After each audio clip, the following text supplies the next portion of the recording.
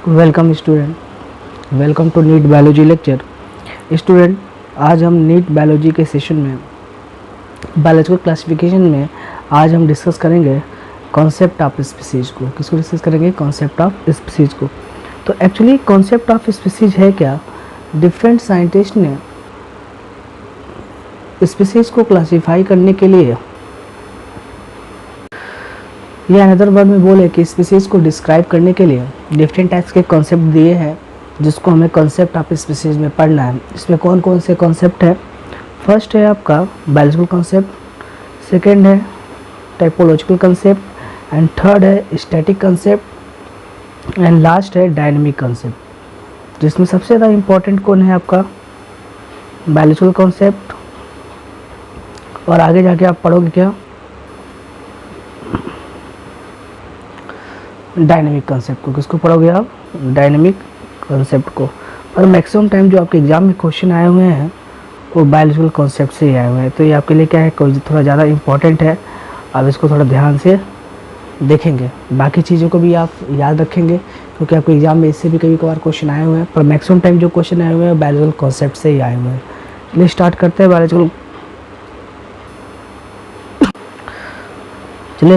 हैं biological concept को। तो देखो, अगर बायोलॉजिकल कॉन्सेप्ट की बात करें तो इसको दिया किसने था? अर्नेस्ट मेयर ने। किसने दिया था? अर्नेस्ट मेयर ने। और इनके कॉन्सेप्ट को सपोर्ट किसने किया था? जॉन रे ने। किसने सपोर्ट किया था? जॉन रे ने। अब जॉन रे के बारे में प्रीवियस लेक्चर में मैंने आपको बताया था, इन्होंने स्पीसीज टर्म दिया था, ठीक है। तो बोला कि ये जो बायोलॉजिकल कॉन्सेप्ट है इसका बेसिस क्या है? इसका बेसिस है रिप्रोडक्टिव आइसोलेशन, ठीक है। और रिप्रोडक्टिव आइसोलेशन का मतलब क्या होता है? इसका मतलब होता है inability of member of a species to interbreed with member of other species. बोला कि जो एबिलिटी होती है कि किसी स्पीसीज के मेंबर का किसी अदर स्पीसीज के मेंबर के साथ इंटरब्रीड होने की इसी को हम बोलते हैं रिप्रोडक्टिव आइसोलेशन। क्या बोलते हैं? रिप्रोडक्टिव आइसोलेशन, ठीक है। अब दूसरा क्या बोल रखा है? बोला कि organism that freely interbreed in nature constitute a species member of a same species are interfertile। बोला कि ऑर्गेनिज्म जो क्या करते हैं इन नेचर में या इन्वायरमेंट में फ्रीली इंटरब्रीड करते हैं, जो क्या होते हैं, एक स्पीसीज के मेंबर का सेम स्पीसीज के मेंबर के साथ क्या होता है? इंटरब्रीड होता है, जिसको हम बोलते हैं इंटरफर्टाइल। क्या बोलते हैं? इंटरफर्टाइल। इंटरफर्टाइल मतलब सेम स्पीसीज के दो मेंबर के बीच में क्या करना? इंटरब्रीड करना, ठीक है। चलिए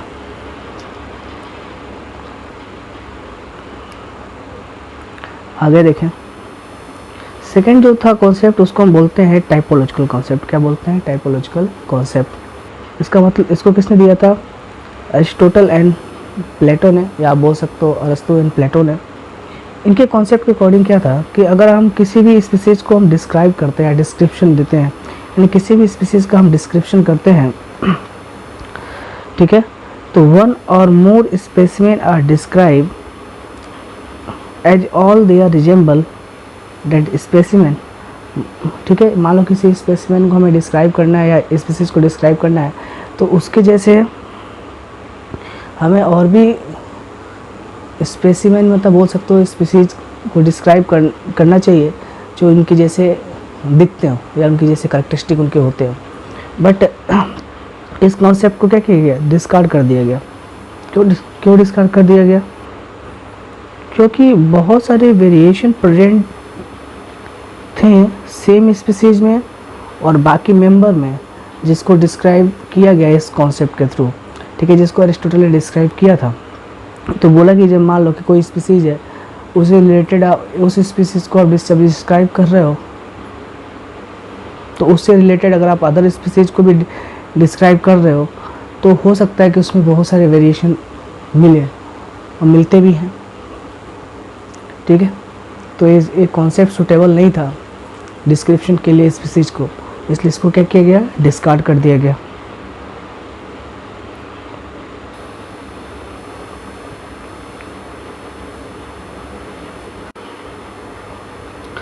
थर्ड जो कॉन्सेप्ट है वो है आपका स्टैटिक कॉन्सेप्ट। क्या है आपका स्टैटिक कॉन्सेप्ट, जिसको किसने दिया था, लीनियस ने दिया था। अब लीनियस के अकॉर्डिंग क्या था, उन्होंने क्या बोला कि जो स्पीसीज होते हैं वो फिक्स होते हैं और क्या होते हैं वो and do not undergo any changes, जिसमें आगे जाके कोई चेंजेस नहीं आते। तो ये तो बिल्कुल ही क्या है, एक तरह से बोल सकते हो कि बेकार कॉन्सेप्ट है कि कोई भी स्पीसीज है उसमें हम वेरिएशन देखने को मिलता ही है। तो ये कॉन्सेप्ट बिल्कुल फेल हो गया। मतलब लीनियस ने एक कॉन्सेप्ट दिया था पर एक कॉन्सेप्ट को किसी ने एक्सेप्ट नहीं किया, तो बोला ना इस कॉन्सेप्ट को आगे जाके क्या किया, डिस्कार्ड कर देगा। ठीक है, किसी ने इसको माना नहीं। तो static concept as a wasteful concept है, बट हाँ उन्होंने स्पीसीज के डिस्क्रिप्शन में दिया गया था, तो हमें एक बार उसको देखना जरूर चाहिए। चलिए लास्ट है आपका डायनेमिक कॉन्सेप्ट। देखो अब डायनेमिक कॉन्सेप्ट को दिया था डार्विन एंड लैमार्क ने। देखो ये दोनों साइंटिस्ट काफ़ी एक तरह से बोल सकते हो इम्पॉर्टेंट हैं, किसके पर्पज़ से, जब आप इवोल्यूशन चैप्टर पढ़ोगे उन्होंने काफ़ी कंट्रीब्यूशन दिया है इवोल्यूशन पे। तो आज हम बायोलॉजिकल क्लासिफिकेशन की बात कर रहे हैं, और ख़ासकर जब फाइलोजेनी की अगर हम बात करते हैं तो लैमार्क और डार्विन का काफ़ी कंट्रीब्यूशन है इसमें। बोला कि डार्विन एंड लैमार्क के अकॉर्डिंग क्या था, species constantly accumulate changes and species is a product of evolution. बोला कि जो स्पीसीज होते हैं उसमें हम कॉन्स्टेंटली चेंजेस देखने को मिलता है, जिसको आप बोलते हो वेरिएशन। ठीक है, अब कोई भी जो नई स्पीसीज होती है वो किसकी प्रोडक्ट होती है, इवोल्यूशन की प्रोडक्ट होती है। मीन्स कोई भी स्पीसीज जो अर्थ पे प्रेजेंट है वो किसके थ्रू आई है, इवोल्यूशन के थ्रू ही आई है। ठीक है, चाहे आप एप से ह्यूमन बींग्स की बात कर लो या अदर आप किसी भी स्पीसीज की बात कर लो। ठीक है, तो डार्विन की एक फेमस बुक है, उसने काफ़ी ज़्यादा इम्पैक्ट डाला किसके ऊपर, टैक्सोनॉमी के ऊपर। ठीक है, और बाद में जब इनकी बुक रिलीज होने के बाद जो क्लासिफिकेशन थे ऑर्गेनिज्म के, क्या बताया, जो क्लासिफिकेशन थे ऑर्गेनिज्म के वो किसके बेस्ड होने लगे, फाइलोजेनी के बेस्ड होने लगे। मीन्स एवोल्यूशनरी हिस्ट्री के बेसिस पे क्लासिफिकेशन को दिया जाने लगा। तो डायनेमिक कॉन्सेप्ट भी एक तरह से आपका इंपॉर्टेंट है, और पहला आपका बायोलॉजिकल कॉन्सेप्ट जो मैंने बताया था जो रिप्रोडक्टिव आइसोलेशन के बेसिस पे। ठीक है, तो थोड़ा आप ध्यान रखेंगे। चलिए नेक्स्ट इसके बाद हमें पढ़ना है टाइप ऑफ स्पीसीज को। क्या पढ़ना है हमें, टाइप ऑफ स्पीसीज को। अब कितने टाइप्स के स्पीसीज होते हैं, पहला है आपका मॉर्फो स्पीसीज।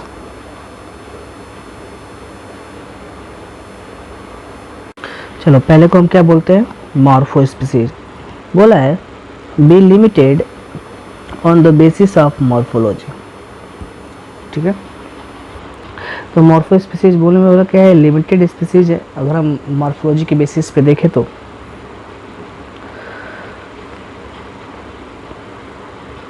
अगर मॉर्फोलॉजी के बेसिस पे हम किसी स्पीसीज को अगर हम डिस्क्राइब करते हैं तो उसको हम बोलते हैं मॉर्फो स्पीसीज।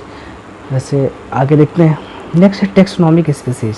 बोला species have been describe so far 1.7 to 1.8 million taxonomic species.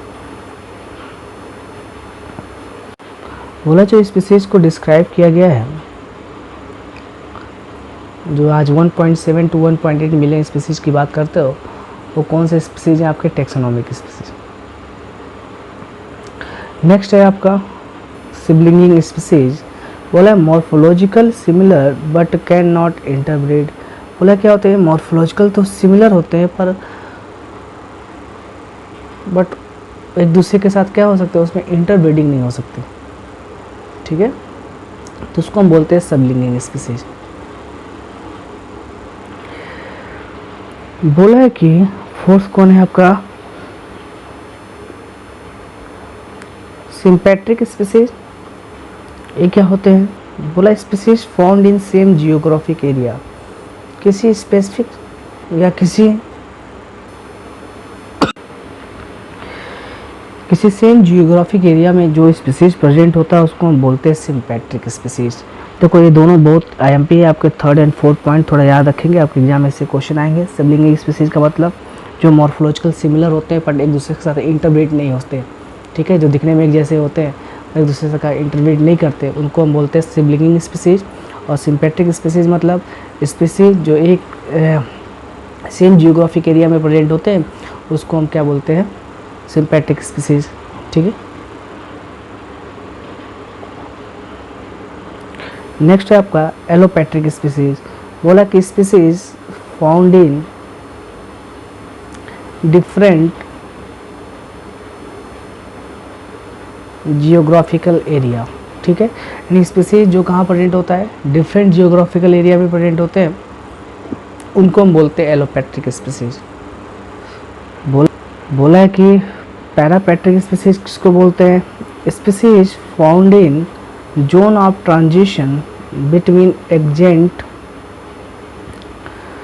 मतलब ऐसे स्पीसीज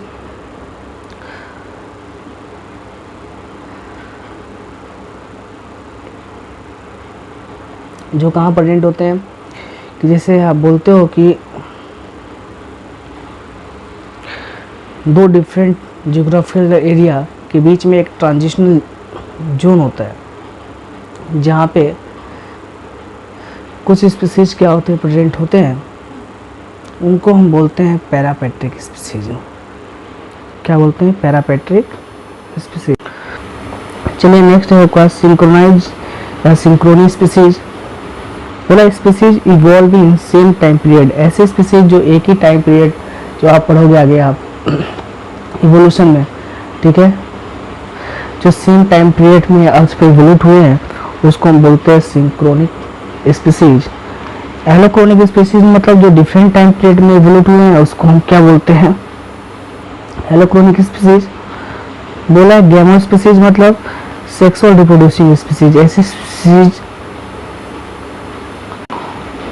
गैमो स्पीसीज मतलब ऐसे स्पीसीज जो सेक्सुअली रिप्रोड्यूस करते हैं, उनको हम बोलते हैं गैमो स्पीसीज। चलिए नेक्स्ट है आपका एगैमो स्पीसीज, मतलब ऐसे स्पीसीज जिसमें ए सेक्सुअल रिप्रोडक्शन होता होगा, उसको हम क्या बोलेंगे, एगैमो स्पीसीज। नेक्स्ट है मोनोटाइपिक स्पीसीज, मतलब ऐसे स्पीसीज नॉट फर्दर डिवाइड, जो वापस क्या होते हैं, एक बार जिसमें जो डिवीजन नहीं दिखाई मिलता, उसको हम बोलते हैं मोनोटाइपिक स्पीसीज। बोला पॉलीटाइपिक स्पीसीज, ऐसे स्पीसीज जो फर्दर डिवाइड करते हैं। ठीक है,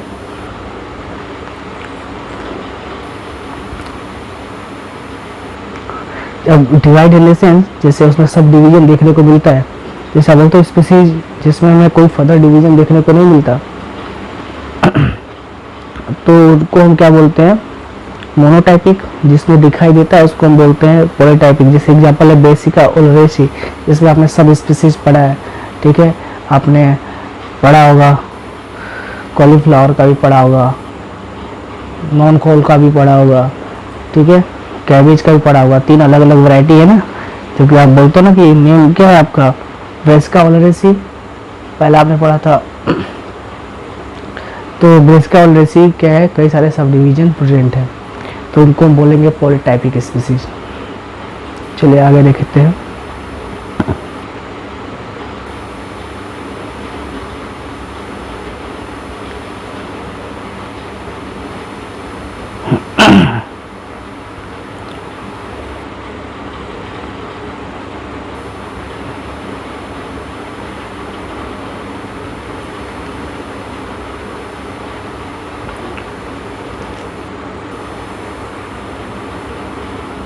तो इसके बाद जो हमें पढ़ना है वो पढ़ना है जीनस को। किसको पढ़ना है, जीनस को। तो जीनस मतलब क्या होता है, जीनस को अगर आप डिफाइन करो, बोला इट इंक्लूड 1 और मोर क्लोजली रिलेटेड स्पीसीज। और जीनस में क्या प्रेजेंट होते हैं, एक या एक से ज़्यादा क्लोजली रिलेटेड स्पीसीज जहाँ प्रेजेंट होते हैं, उसको हम बोलते हैं जीनस। बोला एग्जाम्पल क्या है, सोलेनम। अब देखें, बोला है सोलेनम ट्यूबेरोसम किसका बॉटनिकल नेम है, पोटैटो का। सोलेनम मेलनजीना किसका है, ब्रिंजल का। सोलेनम निग्रम किसका है, मकोई का। ठीक है, तो क्या हुआ आपका सोलेनम एज ए जीनस। जिसमें डिफरेंट टाइप्स के क्लोजली रिलेटेड स्पीसीज प्रेजेंट है, जिसमें पोटैटो, ब्रिंजल एंड मकोई है। चलो आगे देखते हैं। सेकेंड है पैंथरा, पैंथरा जीनस। एग्जाम्पल है Panthera leo lion, Panthera tigris tiger, Panthera pardus leopard. देखो लायन, टाइगर एंड लेपर्ड तीन अलग अलग स्पीसीज, सेम जीनस पैंथरा। तो यानी ये तीनों जो स्पीसीज है क्या है, क्लोजली रिलेटेड है और एक ही में प्रेजेंट है जीनस में। ठीक है, तो जीनस का मतलब क्या हुआ, क्लोजली रिलेटेड स्पीसीज जिनको हम क्या करते हैं, एक ग्रुप में रखते हैं, जिसको हम टर्म देते हैं जीनस। ठीक है, तो ये था आपका जीनस, जिसमें दो एग्जांपल आपने पढ़े, सोलेनम एक प्लांट के रेफरेंस में और पैंथरा एनिमल के रेफरेंस में। चलिए आगे देखते हैं। नेक्स्ट अगर हम बात करेंगे थर्ड, जो हमें पढ़ना है कैटेगरी रैंक, वो क्या पढ़ना है, फैमिली। क्या पढ़ना है, फैमिली। तो फैमिली क्या होता है, बोला इंक्लूड वन और मोर क्लोजली रिलेटेड जीनस। मतलब यह बोल रहा है कि ये कैटेगरी या रैंक है जिसमें एक या एक से ज़्यादा क्लोजली रिलेटेड जीनस प्रेजेंट होते हैं या जिनरा प्रेजेंट होते हैं। जैसे एग्जांपल है सोलेनेसी। सोलेनेसी क्या है, आपका फैमिली है। इसमें कौन कौन से जीनस इंक्लूड है, एक सोलेनम जो अभी आपने पढ़ा था पोटैटो वाला, दूसरा है पेट्यूना एंड थर्ड है डतूरा। ठीक है, तीन अलग अलग क्या है इसमें जीनस प्रेजेंट है। ऐसे बोला है कि नेक्स्ट है फेलिडेई, जिसमें कौन कौन इंक्लूड है जीनस, फेलिस एंड पैंथरा, दो जीनस। थर्ड बोला है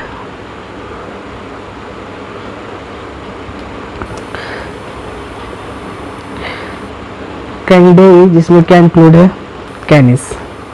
ठीक है, तो बोला है कि ये सारे क्या है आपके तीन अलग अलग फैमिली, जिसमें अलग अलग क्या है डिफरेंट जीनस क्या है इंक्लूड है। तो फैमिली का मतलब क्या हुआ, जिसमें एक से ज़्यादा क्लोजली रिलेटेड जीनस प्रेजेंट होगा, उसको उस रैंक या कैटेगरी को हम क्या टर्म देते हैं, फैमिली देते हैं। एग्जाम्पल के बेसिस पे बोला, जैसे सोलेनेसी एक आपका फैमिली है, फेलिडेई भी आपका एक फैमिली है जिसमें डिफरेंट जीनस क्या है प्रेजेंट है। जीनस में आपको बताया सोलेनम, पेटूनिया एंड डेतूरा, जिसमें आप सोलेनेसी की अगर आप बात करते हो इसमें प्रेजेंट होते हैं जीनस, एंड फेलिडेई की आप बात करते तो बोल दो फेलिस, पैंथरा किसमें प्रेजेंट होते हैं आपके फेलिडेई में। एंड कैनिडेई में बोलो जितने भी कैनिस जो है आपके जीनस, इसमें क्या होते हैं प्रेजेंट होते हैं। इसके बाद नेक्स्ट जो हम पढ़ेंगे कैटेगरी रैंक, वो पढ़ेंगे ऑर्डर को। किसको पढ़ेंगे हम, ऑर्डर। ऑर्डर क्या होता है, तो देखो अगर हम ऑर्डर की बात करें, बोला ये जो रैंक होता है इंक्लूड वन और मोर क्लोजली रिलेटेड फैमिली। मतलब ऐसा कैटेगरी रैंक जिसमें एक या एक से ज़्यादा क्लोजली रिलेटेड फैमिली प्रेजेंट हो, उसको उस कैटेगरी रैंक को हम क्या बोलते हैं, ऑर्डर बोलते हैं। जैसे एग्जांपल है पॉलीमोनियल्स, जिसमें क्या इंक्लूड है, कौन कौन से फैमिली, सोलेनेसी एंड कॉन्वोलेसी, दो फैमिली। दूसरा ऑर्डर है कॉर्निवोरा, जिसमें कौन कौन से फैमिली इंक्लूड है, फेलिडेई एंड कैनिडेई। ठीक है,